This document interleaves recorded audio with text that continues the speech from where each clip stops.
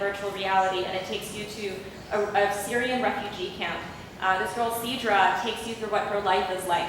And this documentary VR film actually increased funding for the refugee crisis for about 50% because people felt more connected to the content than when they watched it in 2D. Nomads is another project that I think is incredibly beautiful, and this is made by Felix and Paul Studios. They saw that cultures were disappearing around the world, indigenous vibrant cultures, so they used VR to create capsules of these cultures where you spend intimate moments with them that future generations can spend time with them after they're gone. Then there's another project that I really love. It's called Notes on Blindness.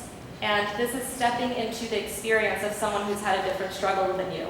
John Hall is, he was a writer and theologian, and his eyesight deteriorated steadily This for is cassette one, a while. one. I'll let you watch this, then I'll explain it. Notes on Blindness, and this is the 21st of June, 1993.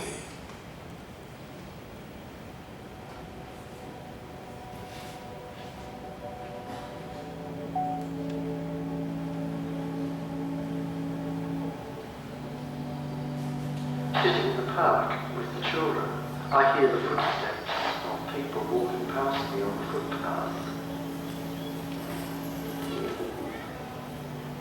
Further out to the right and behind me there's the car park and the sound of people starting and stopping their cars and driving off.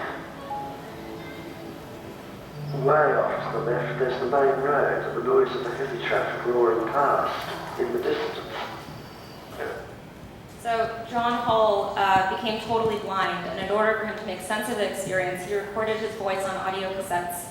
And he's no longer alive, but this is a 20-minute interactive series on Gear VR that actually feels like you're inside of his head and you're experiencing what it's like to be blind.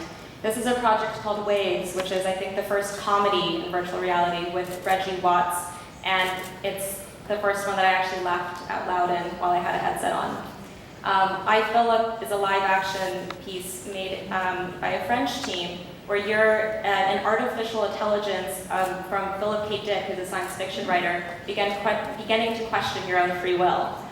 Alumet is the beautiful story world that we saw in the video from Eugene Chung, where you step into this beautiful world and you're surrounded by these little clouds and this life of the matchstick girl and see her journey and her relationship with her mother.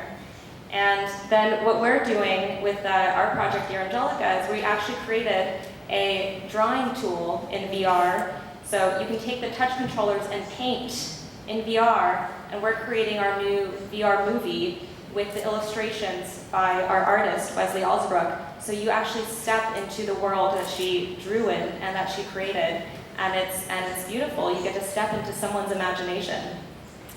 So this is the holodeck. There's this woman, Janet Murray, who wrote this book called Hamlet on the Holodeck, and she says, she coined this term called dramatic agency. And she says it's the pleasure that we feel when we actively engage in the fictional world, which is what we're starting to do in VR. And she's calling us now interactors, that we're interacting with content. So it's been such a fast pace in VR. I think back, this is Sundance, where we showed VR for the first time only 3 years ago, and we only had 4 pieces in there. Since then, we've had over 2 million hours of video.